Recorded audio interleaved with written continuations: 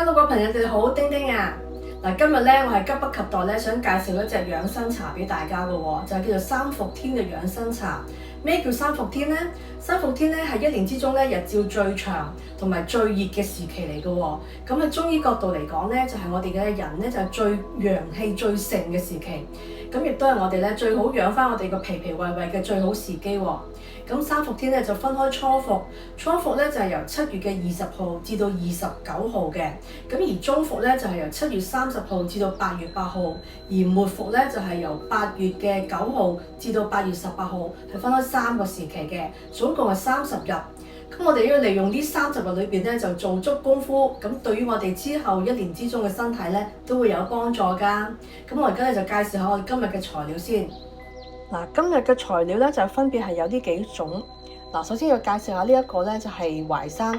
咁淮山咧市面上咧好多朋友都要煲開湯嚟飲噶啦，但我呢一隻咧就係河南嘅焦作嘅鐵棍淮山。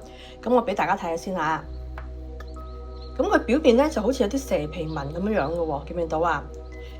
有啲凹凸不平咁樣樣嘅，同埋咧你聞落去咧就好香米香味嘅喎。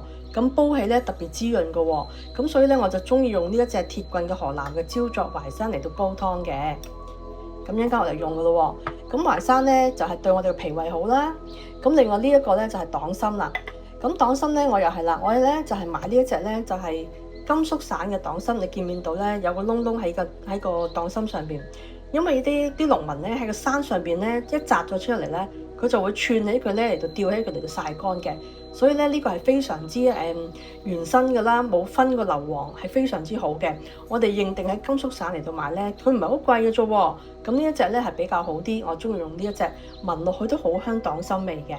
咁黨參又係啦，補氣血係非常之好啦。咁另外呢一隻就係茯苓卷啦。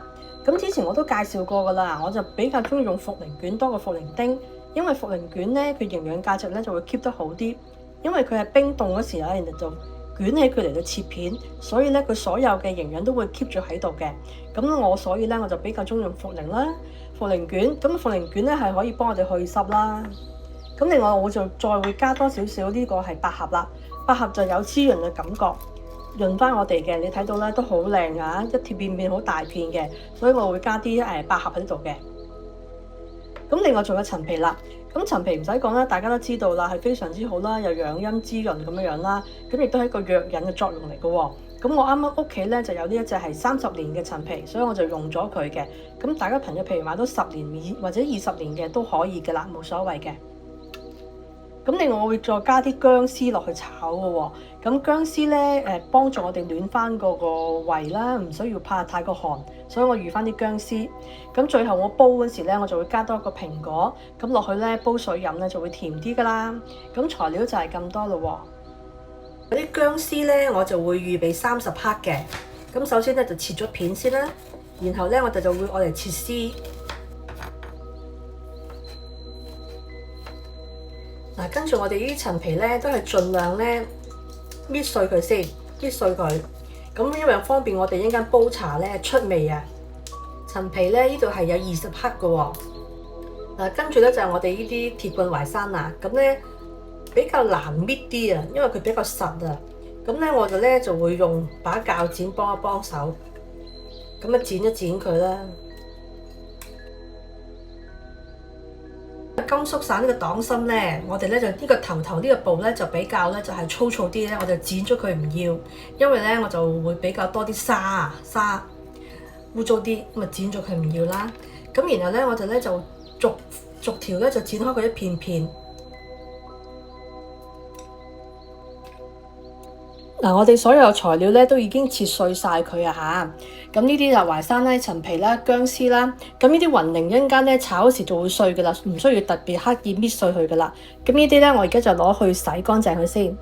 嗱，我哋而家咧首先咧準備一隻鑊，係白鑊，唔好加油啊嚇。然後開中火咧就首先爆香啲薑先。我哋係炒乾啲薑，但係唔好要燶喎嚇。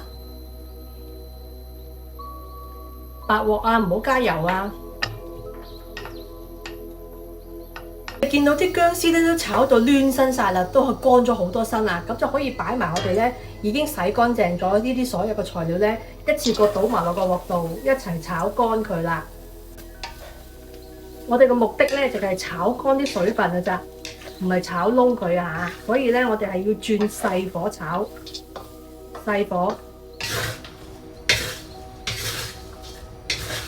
嗱，而家咧我炒好咯喎，咁咧我就倒落個兜兜度攤涼佢，然後先至入樽，然後儲物佢咧。我哋得閒咧就可以攞一殼出嚟咧，就加水煲一煲佢咧就可以飲得噶啦。嗱，而家咧攤凍咗咯喎，咁我可以入樽咧儲存好佢。咁咧我咧中意嘅時候咧，我可以每一日咧我就會批一殼出嚟咧，加水煲咧，非常之方便。大家跟住我試下做下。嗱，好方便嘅喎，咁樣咧我哋咧就會批一殼落去啦。然後咧，我就會加埋我啲一個個蘋果，咁咧嗰個味咧就會甜甜地，更加好飲噶啦。咁咧就係加大約咧就係1.5L 嘅水，係啦。咁我哋咧就可以開火，咁樣咧就煲佢40分鐘咧，咁咧就可以應間有得飲噶啦。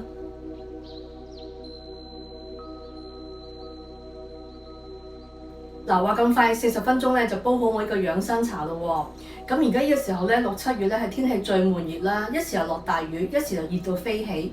好多時咧我哋就會買啲西瓜啊、汽水、雪糕翻嚟食，食完之後好舒服啊，但係咧就會好容易水腫啦，同埋咧對我哋嘅脾胃唔係咁好嘅。